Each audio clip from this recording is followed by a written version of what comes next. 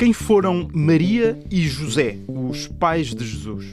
Este é o 9º episódio da 2ª temporada de As Histórias da Bíblia, o podcast da Rádio Observador, em que deciframos o livro mais impresso e distribuído da história da humanidade, mas não necessariamente o mais lido.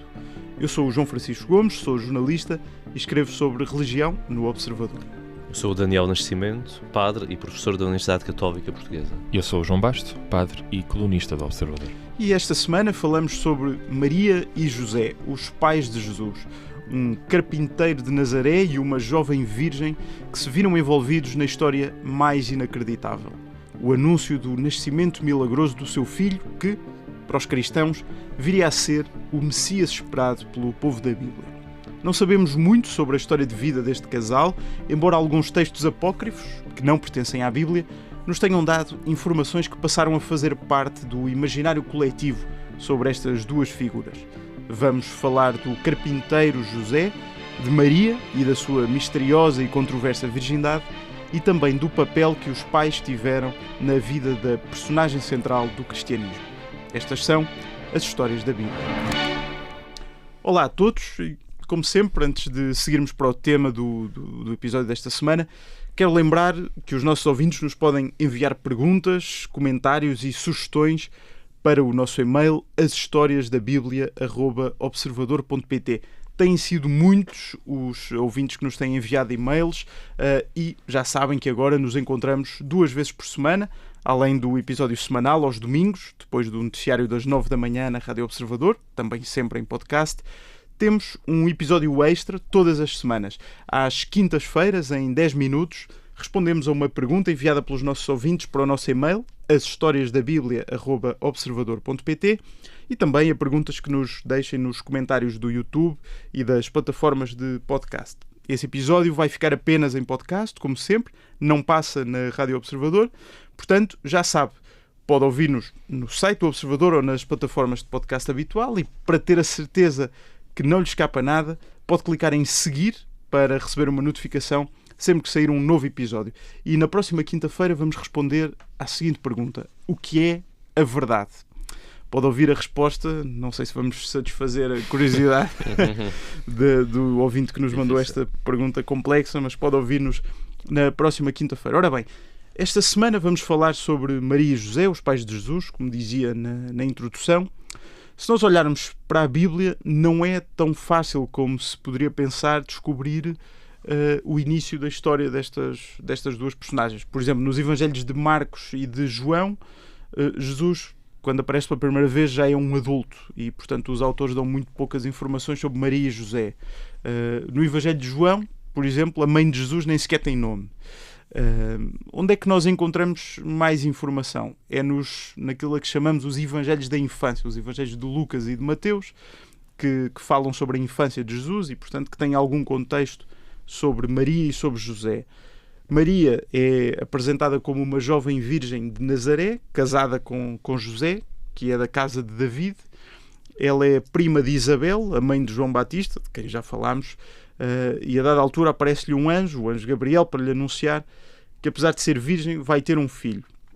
Ora, curiosamente, é fora da Bíblia que encontramos os relatos mais detalhados sobre a história de Maria e de José, nomeadamente no chamado Proto-Evangelho de Tiago. É um texto apócrifo muito popular que não integra a Bíblia, mas que deu origem a algumas das tradições mais importantes sobre a figura de Maria, por exemplo, que até são aceitos pela própria Igreja Católica, como é o caso dos famosos Santa Ana e São Joaquim, os pais de Maria, que só aparecem nesse texto apócrifo. João, queres contar-nos um pouco do background destas duas personagens antes de entrarmos na história principal? Se calhar só uma precisão antes de começar, por faz aí dos Evangelhos de Infância associados a Mateus e a Lucas. O Evangelho de São Mateus e o Evangelho de São Lucas, no seu todo, não são Evangelhos da Infância. Estamos a falar de secções, os primeiros capítulos, aqueles inícios que são os Evangelhos da Infância, contam os 2 primeiros capítulos de cada um, falam um bocadinho da história do início de Jesus, que nós hoje chamamos infância, mas que na altura realmente não era propriamente. E depois rapidamente avançam para a vida adulta também. Exato. Honestamente, quanto a São Joaquim e a Santa Ana, nós sabemos muito pouco ou nada. Somos essas referências que são feitas no Proto-Evangelho de Tiago, como disseste, é um escrito apócrifo do século II, mas muito possivelmente estes nomes são colocados a posteriori por uma questão de vazio que é deixado pelos próprios textos canónicos dos evangelhos que estão na Bíblia, mas também para dar um sentido teológico. Joaquim recorda uma personagem do livro de Daniel, que é o marido de Susana, a famosa casta Susana, que recusa a tentativa de sedução de 2 homens, até bastante agressiva, junto a uma piscina, e que é por eles acusada de adultério, por não se querer envolver sexualmente com outros. Portanto, Joaquim faz recordar este esposo de Susana. E Ana, na Bíblia, no Antigo Testamento, tem 2 personagens que são muito cimeiras. Por um lado, a mulher de Tobias, que trabalha incansavelmente depois do marido ficar cego para sustentar a família, ou depois também a mãe do profeta Samuel, que é também uma mulher estéril. A própria Maria já é pintada em Lucas com estas cores de Ana, a mãe de Samuel, e a própria mãe de Maria depois no proto-evangelho de Tiago vai assumir essas mesmas cores. Agora, sobre Maria e José, o que é que sabemos sobre o seu background? Sabemos que Maria e José eram uma família de uma aldeia da Baixa Galileia, chamada Nazaré, que não estava diretamente sobre a administração romana como a Judeia estava. Portanto, nós estamos a falar de uma aldeia com uma população rural quase insignificante, estimada entre os 400 e 500 pessoas, portanto, uma aldeia muito pequena. O mundo rural deles, como o do próprio Jesus, o mundo deles é o mundo rural, o mundo de Jesus também é, as aldeias de tradição judaica, ali à volta, como Cafarnaum, Canaã, Naim, fora, claramente, das grandes cidades helenísticas à volta, influenciadas pelo Império Grego. Há um dado interessante que é, a 1 hora de caminho, cerca de 6 km, ergueu-se uma capital por Herodes Antipas, o que alimentou durante algum tempo, ainda que não se possa demonstrar isso, mas também não é nada irrazoável, que José e o próprio Jesus tenham trabalhado na construção dessa capital, por volta de 26 depois de Cristo. José, como já referimos aqui, estava ligado às artes manuais, não era necessariamente um carpinteiro, mas era um artesão de materiais duros, que podia trabalhar claramente em madeira, mas também podia ser pedra e ferro. E é curioso que um biblista, historiador... Era da construção civil. Era assim uma pessoa ligada à construção civil. O que nos permite tirar 2 conclusões. Em primeiro lugar, como diz, cá está um historiador e exegeta americano, o John Paul Meier tem um livro extraordinário que se chama O Judeu Marginal, um calhamaço em vários volumes. Ele diz que a ideia de que Jesus e José são uns magricelas esqueléticos deste tempo é pouco provável, porque não resistiriam ao esforço físico necessário para este trabalho, por um lado. Segundo, claramente não eram pessoas ricas, mas viveriam um bocadinho acima do limiar da pobreza. Aliás, Flávio Josefo, que é um historiador da época, diz que é muito possível que José e Maria fossem de uma espécie de classe média, porque nós sabemos que num interrogatório de Domiciano, Judas, que é dito irmão de Jesus, daqueles irmãos que aparecem na Bíblia de Jesus, declara possuir uma parcela de terra cultivável. Portanto, quem possui terra não é claramente da classe mais baixa, não é um jornaleiro, nem uma pessoa escrava. Outros 2 dados, só para terminar. A estrutura familiar antiga não é a nossa estrutura familiar, portanto nós não temos aqui claramente a família nuclear. O indivíduo não é claramente autónomo e socialmente independente e, portanto, está aqui muito ligado à aldeia, ao clã, ao tecido social que até legitimava a própria pessoa. E também, é claro, pelos nomes que estão associados à família de José e de Maria na Bíblia, é evidente que a família de José e Maria era uma família claramente piedosa, que cultivava a tradição de Israel. Isso é visível logo no nome de Jesus, mas também os outros irmãos de Jesus, que podem ser por direito ou por sangue, chamam-se Tiago, José, Judas, Simão. Todos eles estão ligados à tradição de Israel, à tradição religiosa, e portanto estamos a falar daqui de uma família que não seria claramente extraterrestre no mundo onde Jesus nasce. Ainda assim, há aqui um pormenor interessante neste contexto que o João apresentava, que é o facto de Nazaré ser uma periferia religiosa também. Não só era pequena, tanto quanto podemos reconstruir. Isto são estimativas que o João aqui nos deu. É também difícil saber estas coisas com muita certeza. Mas temos, em todo o Antigo Testamento, o número de vezes que Nazaré aparece referida é 0. Portanto, é um sítio completamente fora de tudo o que é tradição bíblica, tradição judaica. Não teve qualquer importância no Antigo Testamento. Nada. Daniel, a este propósito, logo no início do episódio, estávamos a falar como muito do contexto sobre a vida de Maria e de José, do seu nascimento e infância, vem dos tais evangelhos apócrifos ou textos apócrifos. É, por exemplo, aí que encontramos a própria dificuldade de Ana e Joaquim em ter uma filha, também são estéreis. Depois também há um anúncio milagroso. Depois Maria é entregue no templo para viver, enfim, de forma pura até ao dia em que é entregue a José. Quer dizer, tudo isso que surge nesses textos apócrifos. Queres explicar-nos muito rapidamente o que é que são estes textos? Quer dizer, há esses textos, esse proto-evangelho de Tiago, também há a história de José. Que livros são estes? Os cristãos acreditam neles?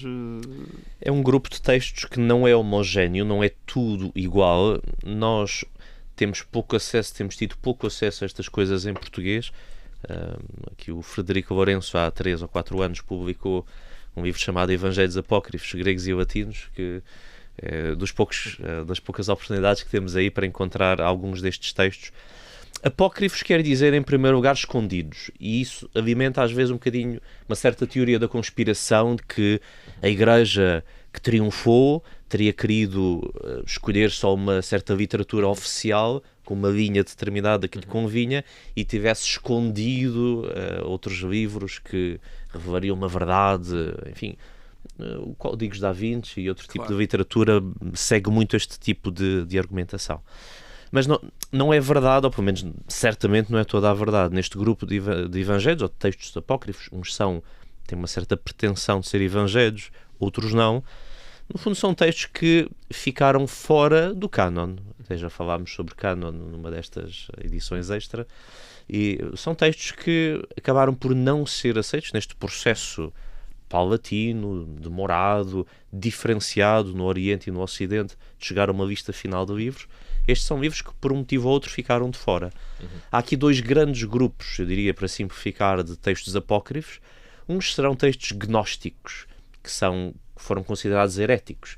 A gnose quer dizer conhecimento, né? Portanto, baseia-se sobretudo numa linha mistérica, iniciática, de que havia uma verdade profunda revelada, e alguns destes textos, por exemplo, foram descobertos, uns sempre foram conhecidos, outros foram descobertos em Nag Hammadi, no Egito, nos anos 40, é um grande acervo destes tais textos considerados heréticos e, portanto, que foram postos fora de uso porque não foram aceitos pelas comunidades cristãs no Oriente e no Ocidente.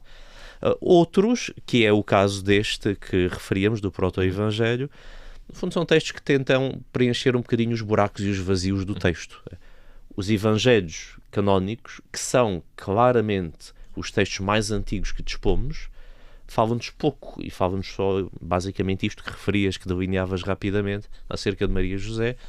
E já no século II foram surgindo estas tradições que no fundo nascem desta busca, desta tentativa de explicar, de dar mais dados acerca destes personagens. Nós estamos mesmo a chegar ao final da primeira parte deste episódio, mas quero deixar aqui uma pequena nota para depois o que vai ser a discussão na segunda parte. Temos que tirar o elefante da sala e tentar perceber o que é possível e o que não é possível dizer sobre o tema que mais controvérsia gera em torno deste casal. Se aceitarmos os evangelhos como um relato relativamente histórico da vida de uma personagem que existiu mesmo, Jesus, somos confrontados com uma impossibilidade científica, que é a de que Maria era virgem quando engravidou. Os evangelhos de Mateus e de Lucas não perdem grande tempo com isto, limitam-se a dar o dado como adquirido. Dizem que o anjo apareceu a Maria, a virgem que estava desposada com José, lhe disse que ia ter um filho concebido pelo Espírito Santo. A única expressão de incredulidade é uma frase muito simples de Maria, basicamente: como é que é possível se eu não conheço o homem? Mas imediatamente ela aceita e a história segue em frente. Os textos apócrifos de que falámos até aqui até parecem ter uma obsessão maior com o tema. Há aquele relato da parteira que quis confirmar a virgindade de Maria com a mão e até começou a mão a cair-lhe do braço quando ela ousou tentar confirmar isso. Também há uma discussão sobre o sentido da palavra virgem, se quer dizer virgem, se quer dizer jovem mulher. Muito rapidamente, João, antes de irmos para o intervalo, a Bíblia permite-nos resolver esta questão ou deixa a questão mais em aberto? Sim, sempre uma questão complexa, pelo menos dependendo das expectativas que temos. Agora, aquilo que me parece de maneira muito simples dizer, e na segunda parte teremos tempo a aprofundar isso, é que os evangelhos estão mais focados em mostrar a origem de Jesus do que propriamente em explicar o modo pelo qual Jesus foi gerado. Ou seja, a origem da ideia de Maria Virgem é que aquele filho é de Deus.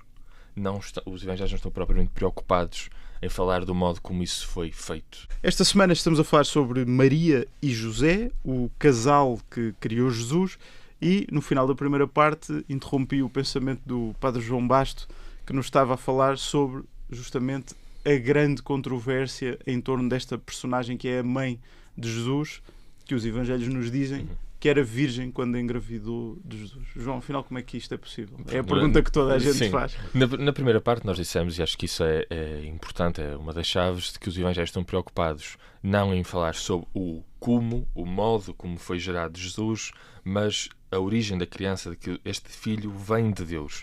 O que tem até uma perspectiva polémica com as histórias pagãs da época, onde os heróis nasciam quase de uma muitas vezes de uma espécie de relação sexual entre Deus e os humanos. E, portanto, o Evangelho não tem nada disso. Não há cá este erotismo entre Zeus e uma jovem da Galileia, o que seja. Agora, o que é que nós podemos saber sobre esta polémica? Realmente é estranho que uma criança daquela época, de uma sociedade extremamente patriarcal, seja identificada como filha de uma mãe. Só raramente é que Jesus é associado como o filho de um carpinteiro, muitas vezes é associado como o filho de Maria. Isso pode ser estranho. Uma das grandes justificações é que José teria morrido mais cedo que Maria, mas não é claro que assim seja. Nós sabemos que desde o início existe um boato no seio do judaísmo que a própria teologia cristã vai retomar, de que teria havido alguma ilegitimidade no nascimento de Jesus. Um filósofo grego, Celso, que dialoga com um teólogo chamado Orígenes, fala precisamente disso. Tertuliano, que é também um padre da Igreja, diz uma coisa que para nós, até portugueses, pode chocar, uma sensibilidade muito ligada à imagem de Maria e de Fátima, de que existiria um boato judaico de que Jesus era filho de uma mulher adulta e até de uma prostituta. Portanto, há aqui claramente um boato que existe, que é contemporâneo até o tempo de Jesus. Aliás, há uma discussão no capítulo 8º do Evangelho de São João em torno desta questão. O que é possível dizer, e estou a seguir aqui um livro chamado Vida e Destino de Jesus de Nazaré, Daniel Marguerat, um teólogo suíço, que diz que nós podemos, pelo menos, ter a ideia de que Jesus era uma criança cuja paternidade teria sido posta em causa. Poderia ter sido posta em causa na época, os evangelhos parece que relatam um bocadinho isso. Agora, nós não podemos ler esta ideia como um facto biológico avulso. Nós temos que ler a ideia de virgindade como algo muito mais amplo, que é uma consequência da ideia que já falámos anteriormente no início, de que Jesus vem de Deus. Mas isso não é uma maneira de fugir à pergunta difícil, que é uma impossibilidade científica, não é? Ou seja, podemos sempre dizer que são sempre formas de fugir à pergunta. Sim. Agora, a questão é apenas uma provocação que não resisto a fazer, não é? Porque muitas vezes nós temos de ter um bocadinho de limitações naquilo que é o nosso método. Ou achamos que o nosso método serve para responder a tudo e a todos ao mesmo tempo, ou então assumimos que o método teológico tem limitações, a própria exegese tem limitações, e há conclusões que são do foro mais teológico propriamente histórico, e que a história vai até um ponto e a teologia vai até outro ponto. Pronto. E não é possível fazer como a tal parteira exatamente. Sim, mas mesmo essa questão da impossibilidade científica também tem os seus limites, não é? Porque se partirmos do princípio que isso não acontece, as mulheres não dão à luz virgens, portanto isto sai fora deste campo, não tem uma impossibilidade científica, portanto não aconteceu, tudo o que está aqui é uma tentativa de explicar isso. Se partirmos do princípio que não há milagres, não há coisas que acontecem fora do acontecimento, enfim, daquilo que a ciência nos permite, então O que está aqui vamos tentar explicar de outra forma. Portanto, isto também depende muito do nosso ponto de partida, da nossa conclusão acerca do que é possível ou não é possível. O que é facto é que os textos, sobretudo os Evangelhos, dão-nos esta virgindade como ponto adquirido, né? E até de atestações que são mais ou menos independentes, porque geralmente considera-se que quer Mateus, quer Lucas, não ler um ao outro, né? Portanto são fontes independentes. E isso mostra claramente, há quem diga, cá está, só Mateus e Lucas é que falam disto, logo há aqui algum problema, mas o facto de serem fontes independentes mostra claramente que isto era uma ideia que circulava na época já com uma certa reflexão, não é propriamente uma invenção cristã, como às vezes se diz, do século II ou do século III, não. Há aqui claramente um facto que depois tem uma interpretação teológica e que foi consolidada na ideia da virgindade de Maria. Daniel, uma questão que também me ocorre e disse-o já quando introduzi este tema, é o debate até em torno da linguagem que é usada para descrever isso. Eu lembro-me de estar a ler até justamente a tradução de Frederico Lourenço do Evangelho e há lá uma nota de rodapé em que ele alerta para essa questão sobre os termos gregos que são usados para descrever aqui a Virgem, também no Antigo Testamento, se estamos a falar de uma palavra que quer mesmo dizer virgem ou se quer dizer apenas uma jovem mulher que estaria na idade para casar. Esse tipo, as traduções, a história da tradução da Bíblia também alimentou esta questão ao longo da história. Alimentou isso. Deve-se também a uma certa passagem, um salto hermenêutico, cultural, linguístico, na passagem do hebraico para o grego e, enfim, provavelmente estás-te a referir a esta tradução de Isaías 7,14, né? Que a Virgem consagrada dará à luz um filho. De facto, a palavra que está ali em hebraico, esta alma, seria traduzida, enfim, o significado seria não virgem, mas uma jovem rapariga que à partida é virgem. Portanto, digamos, a virgindade incluída no campo semântico da coisa, mas não necessariamente só essa perspectiva. E isso também é transformado à medida que se passa do mundo hebraico e da linguagem hebraica para o campo grego. Isso, aliás, quando falamos de irmãos de Jesus, e o João já referia aqui isso, o que é que são estes irmãos de Jesus, também encontramos este mesmo problema. O que é que quer dizer este irmão? Significa irmão biológico, irmão de sangue, mesmo pai, da mesma mãe, ou tem um sentido mais lato? Podemos depois também falar disso, desenvolver um bocadinho esse aspecto. De qualquer forma, o que a Bíblia nos apresenta é esta virgindade, portanto, estes relatos de Mateus e de Lucas, digamos, este fruto do seio de Maria ser sem intervenção humana até ao parto, né? até ao nascer de Jesus. Esta questão da virgindade perpétua é uma questão, ou seja, o facto de Maria ter permanecido virgem durante toda a vida, Maria e José, numa consagração a Deus, é algo que a Bíblia não trata. É depois no desenvolvimento da questão, na tradição eclesial, que vai aparecendo. Mas mesmo assim, para vermos esta diferença no Ocidente e no Oriente, ou seja, no cristianismo de língua latina e no Ocidente, portanto, e no cristianismo de língua grega, no Oriente, a figura de José era vista de uma forma diferente. No Oriente, seguindo este proto-evangelho de Tiago, considerava-se que José era um homem mais velho, mais de uma certa idade, que depois, e por isso é que morre mais cedo, tinha outros filhos, e que já tinha filhos, e portanto estes tais irmãos de Jesus, no fundo seriam filhos de uma anterior relação de José, meios irmãos. Enquanto no Ocidente, sobretudo seguindo São Jerónimo, que havia no século IV, no fundo vê José não necessariamente como um homem mais velho, mas um homem mais novo, e portanto os irmãos não seriam não filhos biológicos nem de José nem de Maria, mas membros de um clã familiar mais alargado, porque de facto o conceito de irmão no mundo hebraico pode ter esse significado de uma espécie de clã familiar, primos ou coisa parecida.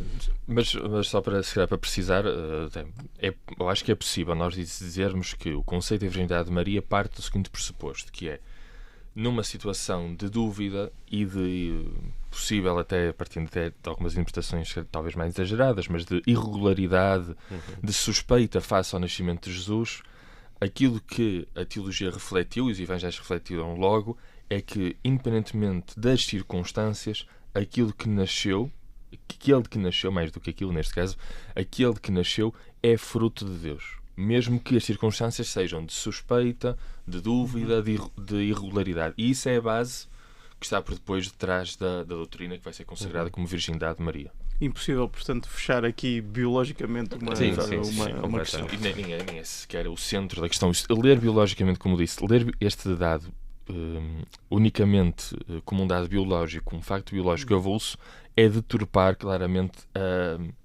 a visão e o horizonte teológico desta reflexão, e até literária desta reflexão. E a leitura e até mesmo histórica. Sim. E a leitura da Bíblia que é feita pelos crentes pressupõe sempre uma perspectiva de que a realidade não se esgota na... O que nós podemos concluir ao ler a Bíblia, mesmo com um olhar leigo a Bíblia, é realmente o nascimento de Jesus foi um dado polémico. E os cristãos interpretaram isso de uma determinada maneira.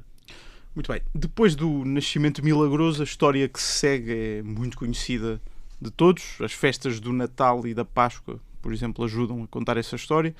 Vemos nos textos dos Evangelhos o nascimento de Jesus, que surge no texto de Lucas, que dá origem, por exemplo, às imagens do presépio. É ali que depois a família é visitada por uns magos, que são descritos no Evangelho de Mateus. Depois a família foge para o Egito para escapar à perseguição do rei Herodes, que manda matar todas as crianças com menos de 2 anos. Ele tinha medo do surgimento de um rei mais importante do que ele. Sabemos muito pouco do que acontece entretanto, a não ser aquele curioso episódio em que Maria e José perdem Jesus durante uma peregrinação a Jerusalém por altura da Páscoa. Depois encontram-no a conversar com os doutores no templo. Parece quando os pais perdem... os filhos no corredor do supermercado. Ele sozinho em casa. Exato, sozinho em casa. Depois não sabemos muito mais sobre a vida desta família, até ao início dos relatos da vida adulta de Jesus, em que José já desaparece da narrativa. Acredita-se que poderá ter morrido antes, não é? Mas, curiosamente, ainda vemos Maria muitas vezes a aparecer no texto. Daniel, tu falavas há pouco, muito rapidamente disso. Os evangelhos vão dando algumas pistas sobre a família biológica de Jesus, falam muito da presença da mãe, também em alguns momentos falam da presença dos irmãos, usam esta palavra irmãos. Certo. Tem dado muita discussão, não é? A existência de possíveis irmãos. Claro, na medida em que depois parecem contradizer esta afirmação de virgindade de Maria, sobretudo no contexto da afirmação de uma virgindade perpétua. Claro. Ou seja, mesmo se não se pusesse em causa a virgindade no nascimento de Jesus, teria de se pôr em causa no nascimento dos outros irmãos. Claro. Mas a questão é irresolúvel na medida em que, enfim, certezas absolutas não estão ao nosso alcance, porque há tradições diferentes, até com uma leitura diferente, como esta que eu referi, e que ganharam espaço no Ocidente e no Oriente de forma diferente. É claro que podemos dizer que há aqui uma desvalorização da sexualidade, e esta ideia de que a virgindade seria um estado espiritualizado de perfeição e seria uma desvalorização por oposição e sobretudo no protestantismo. É curioso que eu não tinha bem esta noção, mas os primeiros reformadores, Lutero, Calvino, Zwinglio, parece que eles próprios aceitavam a ideia de uma virgindade perpétua, e é sobretudo no protestantismo seguinte que vão atacar um bocadinho esta ideia. Pronto, a questão é que o texto fala-nos de irmãos, fala-nos de Maria com irmãos, umas vezes até nomeados. O João referiu há bocadinho alguns destes nomes destes irmãos que fariam parte de um grupo familiar.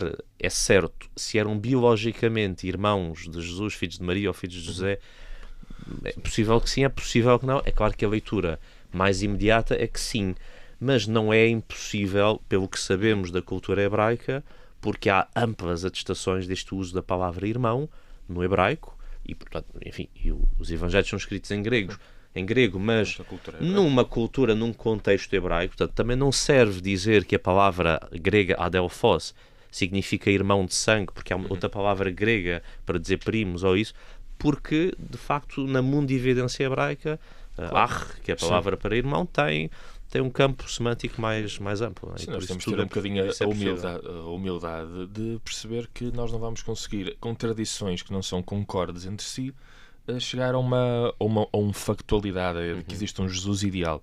O Daniel falou, por exemplo, de São Jerónimo, que claramente defende esta ideia do Adelfos ser, não ser necessariamente irmãos, mas poder ser primos, ser uma comunidade alargada.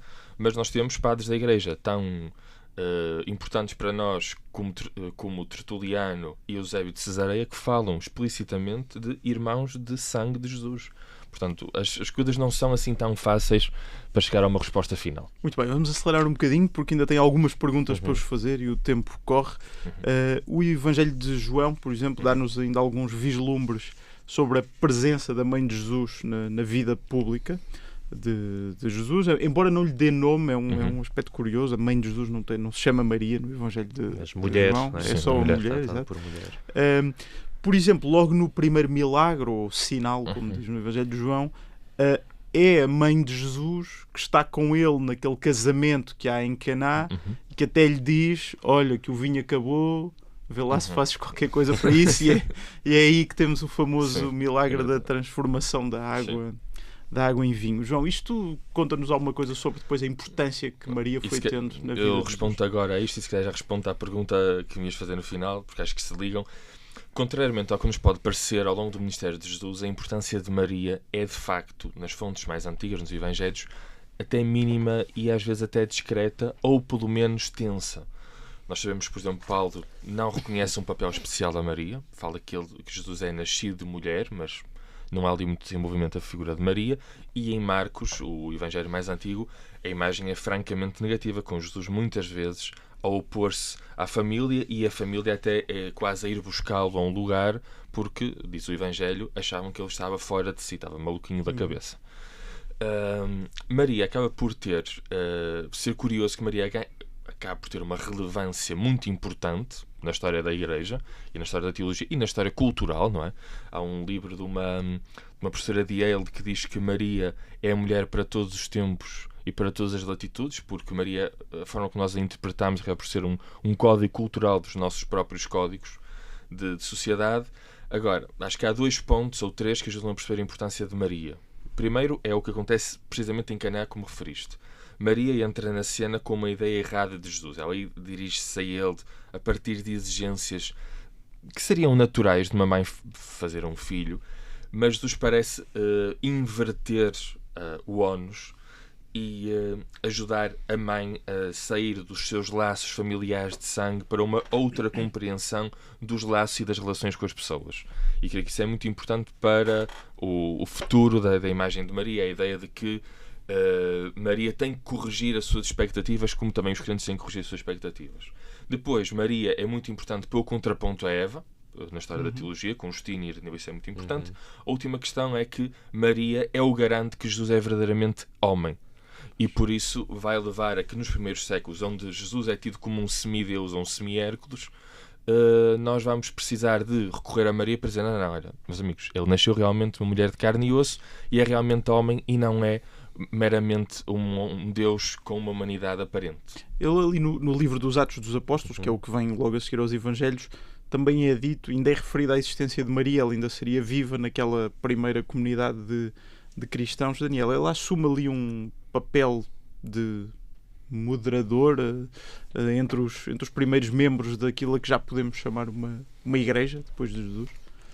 É difícil dizer muito mais do que aquilo que está escrito, e o que está escrito é parco, não é? São coisas poucas ao longo dos Evangelhos e também no livro dos Atos, mas é interessante que de facto sequer apareça, e alguns episódios são significativos. O facto de no Evangelho de São João Maria aparecer junto da cruz, quando há uma espécie de desertar coletivo, com exceção do discípulo predileto, é significativo. O facto de em Atos, logo no primeiro capítulo, no versículo 14, os apóstolos estarem reunidos com Maria e com os irmãos de Jesus, e depois o livro dos Atos vai desenvolver, e também nas cartas de Paulo vemos isso, a figura destes irmãos, sobretudo Tiago. De um tal Tiago, que se torna o líder desta comunidade, da primeira comunidade cristã de Jerusalém. Portanto, uma figura que de certa forma acompanha Pedro na liderança da comunidade cristã. Mas Maria está ali, não é? E o facto de estar ali é significativo. É claro que podemos hipotizar e desenvolver, romantizar, entre aspas, um bocadinho aqui o seu papel. A verdade é que não sabemos, mas o próprio facto de estar mencionada já nos diz que tinha sim um peso específico. Se não tivesse, não era referida. Daniel, para uma resposta de uma frase muito curta para o final, estamos num país em que, por exemplo, com Fátima, há uma relevância muito grande da personagem de Maria para o catolicismo português. Já falámos aqui neste podcast sobre a questão das mulheres na Bíblia, mas a importância de Maria, aliás, todas essas mulheres do Antigo Testamento acabam por ser muitas vezes apontadas como precursoras de Maria. A importância de Maria nos textos, não só nos textos, mas depois na vida de Jesus, também ajuda a redefinir um bocadinho o pensamento da Bíblia sobre as mulheres.